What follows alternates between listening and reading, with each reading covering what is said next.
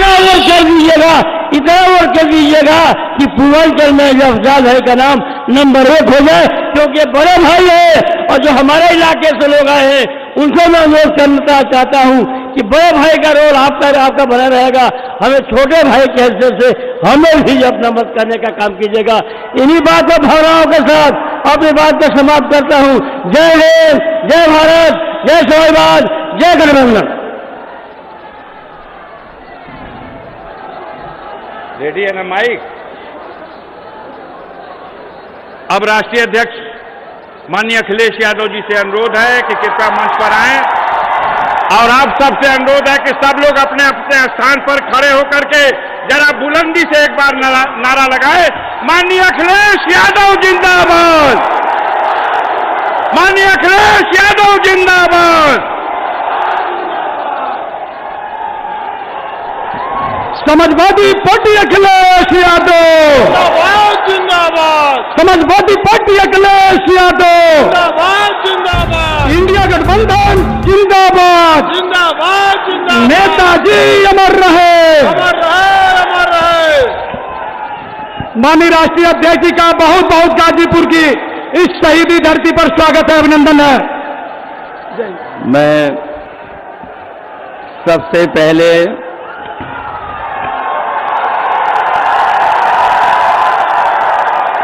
पहले मैं यहाँ पर उपस्थित हमारे सभी आदरणीय बुजुर्गों का, किसान भाइयों का, माताएं बहनें और बड़ी संख्या में जो नौजवान साथी दिखाई दे रहे हैं, मैं इन सब का बहुत बहुत धन्यवाद और आभार प्रकट करता हूं।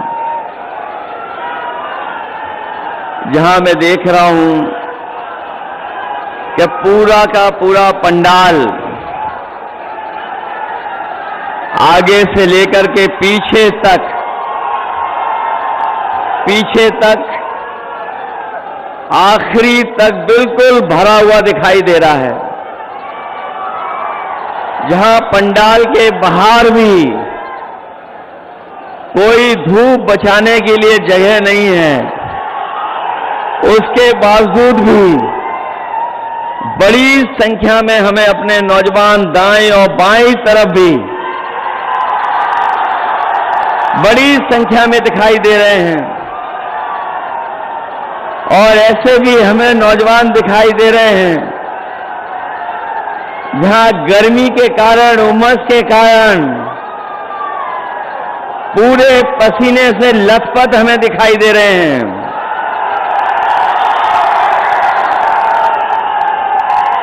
और इस गर्मी में, तपती हुई गर्मी में, जहां एक के बाद एक बिल्कुल करीब से खड़े दिखाई दे रहे हैं। ये आखिरी चरण का चुनाव और गाजीपुर का चुनाव, यहां का उत्साह बता रहा है कि इंडिया गठबंधन और समाजवादी पार्टी के प्रत्याशी अफजाल अंसारी साहब न केवल जीत करके जा रहे हैं बल्कि रिकॉर्ड मतों से इस बार जीतेंगे। जहां गाजीपुर अपनी बुलंद आवाज से और अपने समर्थन से लोग जो बड़े बड़े दिल्ली और लखनऊ से आ रहे हैं, गाजीपुर के लोगों के उत्साह के सामने और समाजवादी पार्टी के समर्थन के सामने वो थर्रा रहे हैं। उन्हें समझ में नहीं आ रहा है कि रास्ता क्या निकलेगा। और मैंने तो कल भी बलिया में और सलीमपुर में समर्थन देखा है। इस बार तो जहां पूर्वांचल की हवा, पूर्वांचल की जो हवा इस बार है, पश्चिम से भी ज्यादा रफ्तार से बह रही है। जो शुरुआत पश्चिम से हुई थी, वो आते आते यहां पर बलिया, गाजीपुर में किस ऊंचाई तक पहुंचेगी। और मैं ये कह सकता हूं कि जो जनता का गुस्सा बढ़ता चला जा रहा है, पहले चरण में जो गुस्सा दिखाई दिया था सरकार के खिलाफ, आज गाजीपुर में आकर के वो सातवें आसमान पे दिखाई दे रहा है। ये जो 400 पार वाली बात कह रहे थे, 400 पार, वो अब 400 हारने जा रहे हैं। ये 400 पार नहीं हो रहा इनसे, ये इनका सब हिसाब किताब डगमगा गया है। और अभी आपने देखा होगा कि जो बहुत बड़ी बड़ी बात कहते थे, इधर उनका आत्मविश्वास जो लड़खड़ाया है, उनका आत्मविश्वास जो लड़खड़ाया, उससे उनकी जवान भी लड़खड़ा गई है। अब कोई उनकी पुरानी कहानी सुनना नहीं चाहता है। पुरानी कहानी, पुराने डायलॉग जो घिसे पिटे हैं, कोई सुनना नहीं चाहता है। इसलिए मैं सबसे पहले जो मंच पर उपस्थित हैं, जहां मैं दोनों अपने पार्टी के प्रत्याशी और इंडिया गठबंधन के सहयोग से चुनाव लड़ रहे अफजाल अंसारी जी साहब, सनातन पांडे जी, मंच पर उपस्थित पार्टी के वरिष्ठ नेता ओम प्रकाश सिंह जी, राम मशल राजभर जी, विधायक वीरेंद्र यादव जी, लाल बिहारी यादव जी, अंकित भारती जी, शोएब अंसारी जी, काशीनाथ यादव जी, अरविंद सिंह जी, विजय यादव जी, राजेंद्र यादव जी, त्रिवेदी राम जी, खुर्शीद अहमद साहब, अनिल अमिताभ दुबे जी, जय किशन साहू जी, राजेश कुशवाहा जी, सुनील राम जी, ईश्वर प्रसाद कुशवाहा जी, विजय बहादुर सिंह जी, रामाश्रय विश्वकर्मा जी, सुरेंद्र सिंह जी, और बहुत बड़ी संख्या में न केवल समाजवादी पार्टी के संगठन के लोग,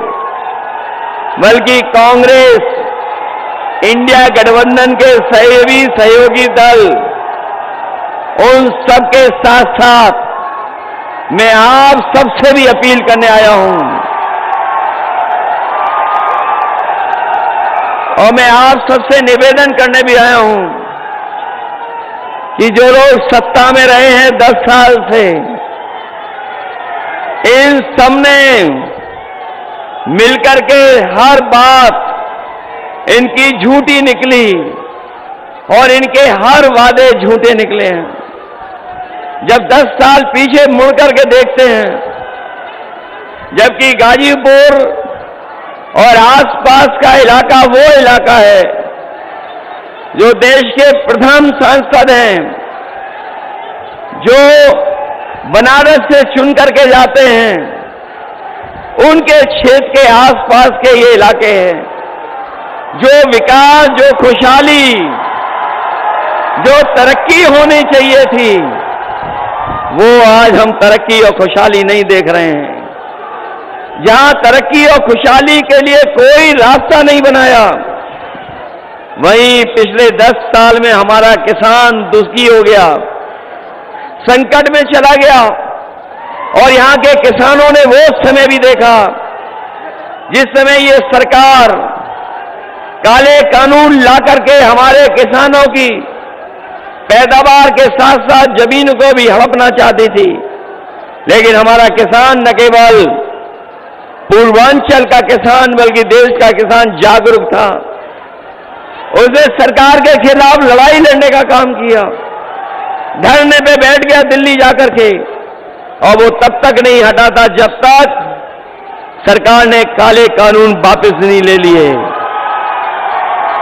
और मैं आपको कहना चाहता हूं, मैं आगे गाजीपुर के अपने तमाम समाजवादी साथियों का मैं धन्यवाद और आभार इसलिए भी प्रकट करना चाहता हूं कि जिस समय 2022 के चुनाव से पहले मैंने यहीं से रथ यात्रा शुरू की थी, आपके जिले से, जहां पर वो समाजवादी सरकार का बना हुआ पूर्वांचल एक्सप्रेस जुड़ता है। उस गांव पखनपुरा से हमने शुरू किया था और जो सहयोग समर्थन आपसे मिला था, मुझे नहीं पता था कि मुझे रात में भी चलना पड़ेगा। मैंने सुबह सुबह रथ यात्रा शुरू की थी। पूरा दिन पूरी रात चल करके जब मैं लखनऊ पहुंचा था, मुझे याद है सबसे पहले वही खबर मिली थी कि जहां किसान के आंदोलन की वजह से और उत्तर प्रदेश के चुनाव की वजह से भारतीय जनता पार्टी ने वो काले कानून वापस ले लिए थे। उसके लिए हमारे गाजीपुर के किसान और नौजवानों को भी बधाई देता हूं, जिन्होंने सड़क पर आकर के उस सरकार के खिलाफ खड़े होकर के आंदोलन को आगे बढ़ाने का काम किया था। न केवल काले कानून लाए थे ये लोग, बीजेपी ने हमारे किसानों को ये भी वादा दिलाया था कि उन्हें मौका मिल जाएगा तो किसानों की आय दोगुनी हो जाएगी। और जब भी यहां प्रधानमंत्री जी आए, वो कभी वो बात नहीं भूले कि कभी लोकसभा में आपके एक सांसद जी ने कहा था कि यहां पर इतनी गरीबी है कि लोगों ने दाने बीन करके खाना खाया था, दाने बीन बिन करके। उस समय भुखमरी में गरीब दाना बीन करके खाना खाता था। लेकिन सोचिए 10 साल बाद जिन्होंने कहा था कि किसानों की आय दोगुनी हो जाएगी, हमारा किसान वैसा ही का वैसा, लेकिन उसकी आय दोगुनी नहीं हुई। न केवल आय दोगुनी का वादा किया, वहीं ये भी कहा था कि किसान को लाभकारी मूल्य देंगे। हम अपने किसान भाइयों को कह के जा रहे हैं, ये 7वें चरण का आखिरी समय का चुनाव है। इंडिया गठबंधन और समाजवादी पार्टी ने तय किया है कि आने वाले समय में जब 4 जून को सरकार बनेगी तो अपने किसानों का न केवल कर्जा माफ होगा, बल्कि साथ ही साथ अपने किसान और गरीबों को कानूनी अधिकार दिला करके उनकी फसल की कीमत को भी दिलाने का काम करेंगे और एमएसपी के लिए कानूनी अधिकार दिलाने का काम करेंगे। जहां किसान और गरीब पूरी ईमानदारी के साथ उनके खिलाफ खड़ा है, वहीं ये नौजवानों ने भी मन बना रखा है इस बार कि जिन्होंने उनके जीवन का सबसे ज्यादा समय बर्बाद किया है, जिन्होंने नौकरी नहीं दी, रोजगार नहीं दिया, उन लोगों को भी सबक सिखाने का काम नौजवान करेगा। और यहां पर जो नौजवान मौजूद हैं और जो लोग दूर से भी सुन रहे होंगे, देख रहे होंगे, वो जानते होंगे इस सरकार में जितनी भी परीक्षाएं हुई, उन परीक्षाओं के सबके पेपर लीक हो गए। और ये जो पढ़ा लिखा नौजवान है, जो कोचिंग करता है, वो जानता होगा कि एक परीक्षा नहीं, बल्कि इस सरकार में जितनी परीक्षाएं हुई हैं, उन सभी परीक्षाओं के पेपर लीक हो गए। ये नौजवानों की नौकरी तो छीनी है, लेकिन नौजवानों का 1/3 जीवन इन्होंने बर्बाद कर दिया है। मैं अपने नौजवानों से कह के जा रहा हूं, और खासकर यहां के नौजवान का मैंने समय समय पर देखा है और कई मौकों पर कि यहां का नौजवान मेहनत करता है, तैयारी करता है, न केवल नौकरी के लिए तैयारी करता है, बल्कि यहां का नौजवान ऐसा है जो देश की सीमा के रक्षा के लिए पक्की वर्दी पहन करके वहां की सेवा करना चाहता है। लेकिन जहां इन्होंने पेपर लीक करके नौकरी छीनी, वहीं हमारा नौजवान जानता होगा कि अग्निवीर व्यवस्था लागू कर करके इन्होंने जो आधी अधूरी नौकरी देने का वादा किया है, इस तरह की नौकरी को हम लोग कभी स्वीकार नहीं कर सकते हैं, कभी स्वीकार नहीं कर सकते। और ये धरती तो वो है जिसने वीरों को जन्म दिया है, ये धरती वो है जिसने समय समय पर देश की रक्षा के लिए अपनी जान की परवाह नहीं की, यहां पर तमाम वो गांव हैं जिनका एक गांव से एक एक नौजवान देश की रक्षा के लिए, सीमा पे जाने के लिए, वर्दी पहनने के लिए हमेशा तैयार रहता है। यहां पर वो गांव भी है जो न केवल हम, पूरा देश और हमारे फौज के लोग भी जानते हैं कि घेमर जैसा गांव पूरे देश में नहीं होगा, जहां पर इतनी बड़ी संख्या में नौजवान न केवल फौज में जवान बन करके जाते हैं, बल्कि अधिकारी की ऊंचाइयों तक पहुंच करके देश की सेवा करते हैं। मैं अपने गाजीपुर के नौजवानों को कह के जा रहा हूं, ये जो अग्निवीर व्यवस्था है, ये ऐसी व्यवस्था है जिसमें न केवल शहीद का दर्जा भी नहीं मिलेगा आपको, न शहीद का दर्जा है, न आपको तमाम सुविधाएं मिलेंगी। ये सब केवल अपने स्वार्थ के लिए ये व्यवस्था बनाई है। इसलिए अपने नौजवानों से कह के जा रहा हूं कि 4 जून के बाद जब दिल्ली में सरकार बनेगी तो अग्निवीर जैसी नौकरी हमेशा हमेशा के लिए खत्म हो जाएगी। न केवल अग्नि व्यवस्था खत्म हो की जाएगी, बल्कि फौज की नौकरियों की संख्या बढ़ाने का काम, अभी जो होती थी भर्ती, उससे ज्यादा भर्ती करने का काम, और पहले जैसी जहां पक्की वर्दी पहनने को नौजवान को मिलती थी, वैसी पक्की नौकरी और पक्की वर्दी पहनने का मौका मिलेगा। हमारे किसान भाई भी होंगे, जहां किसान नौजवान इनसे दुखी है, वहीं आपने महंगाई भी देखी होगी, कहां पहुंच गई है महंगाई। आज हर जरूरत का सामान महंगा हो गया, जो भी चीज हम खरीदने जा रहे हैं सब महंगी हो गई। न केवल हमारी पढ़ाई महंगी हुई है, किताबें महंगी हुई हैं, दवाई महंगी हुई है। हमारे नौजवान भी जानते होंगे, जब पहले मोटरसाइकिल खरीदते थे तो कितने रुपए की आती थी,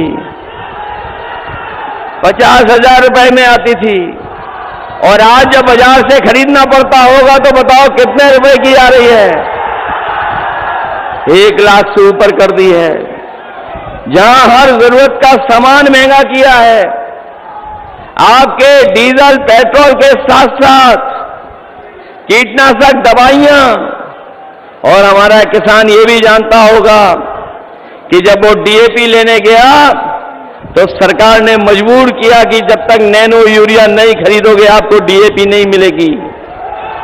लेकिन नैनो यूरिया से कोई न पैदावार बढ़ी, न फसल को लाभ पहुंचा, और जिस तरीके से उद्योगपति भारत छोड़ करके चले गए थे, उसी तरीके से नैनो यूरिया वाले भी भारत छोड़ करके चले गए।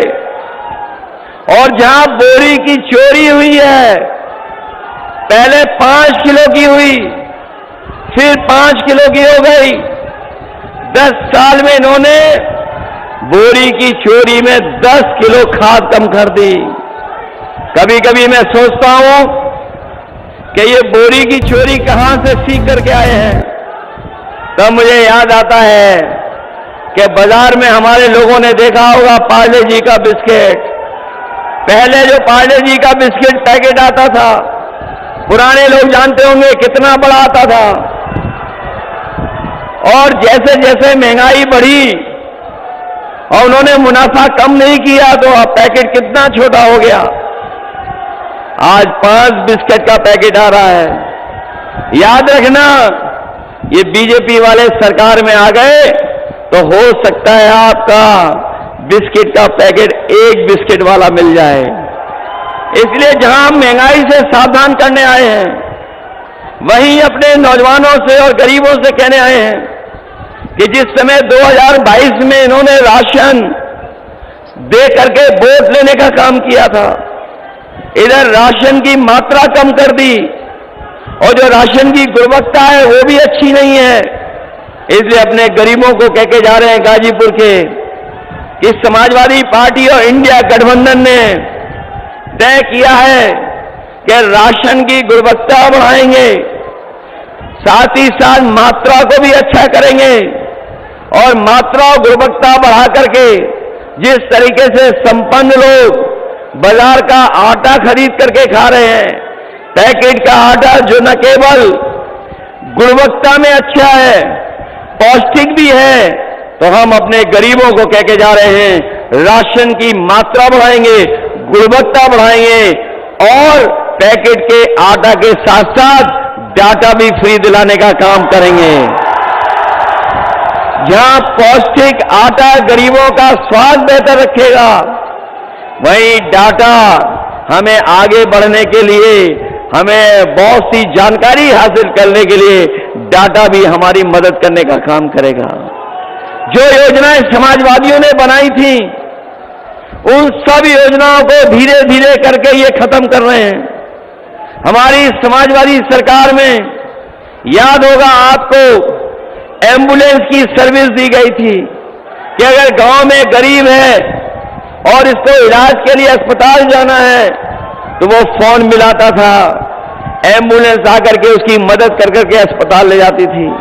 लेकिन आज अस्पताल में ना इलाज है, ना दवाई है, और जो व्यवस्था एम्बुलेंस की थी वो भी बर्बाद कर दी है।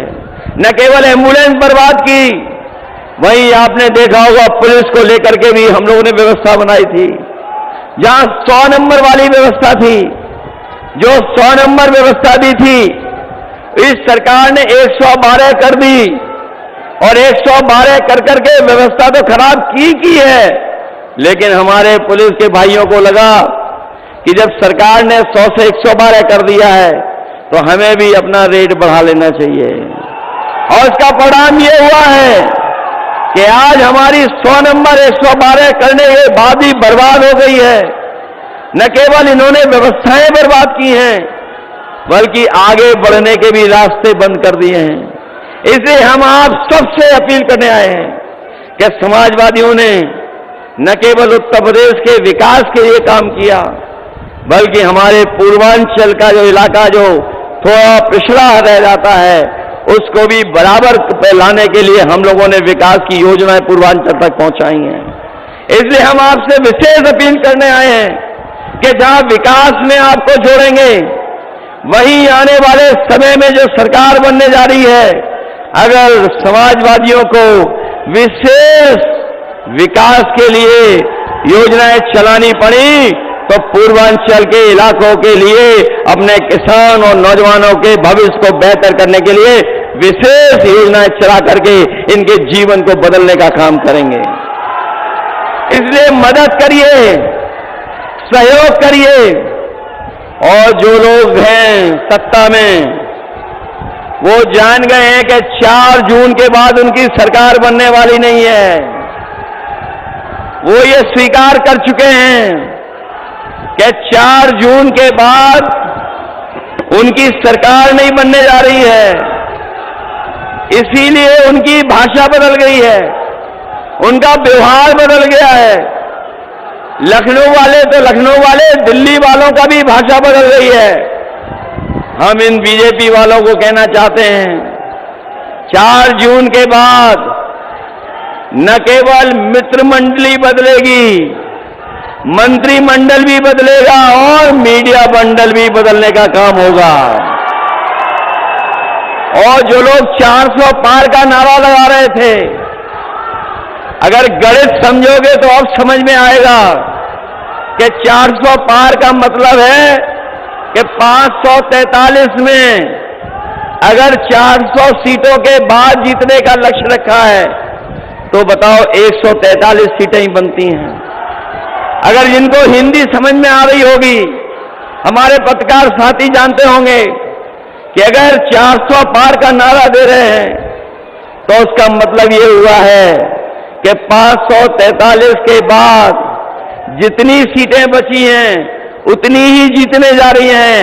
तो 400 के बाद वाली सीटें केवल 143 हैं। लेकिन जिस तरह का गुस्सा जनता में है, 140 करोड़ की जनता इनको 140 सीटों के लिए तरसा देगी। कहीं सरकार नहीं बनने जा रही है।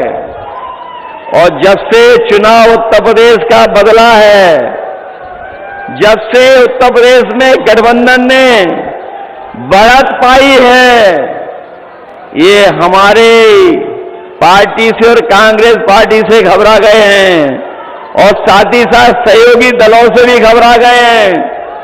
तो क्या कहते हैं कि 2 शहजादे वोट मांगने निकले हैं। हम उनको कहना चाहते हैं जो हम लोगों को 2 शहजादे बोल रहे हैं।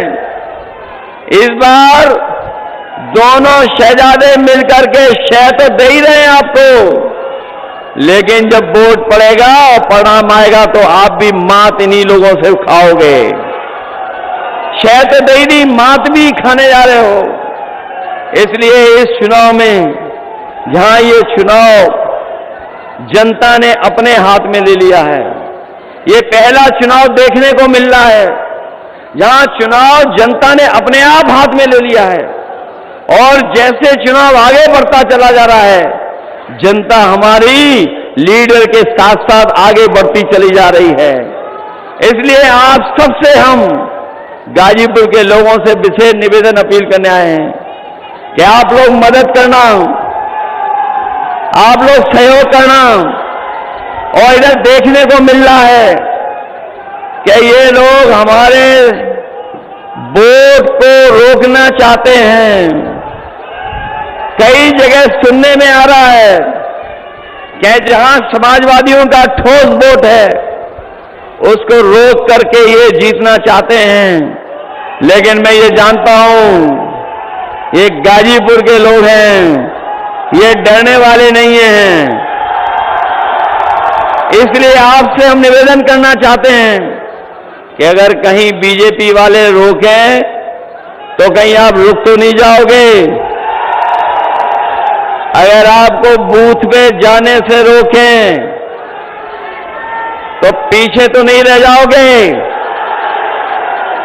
मैं जानता हूं यहां के लोग रास्ता निकाल लेते हैं कि बूथ पे कैसे पहुंचना है, इसलिए बूथ पर मदद करोगे आप लोग मिलकर के।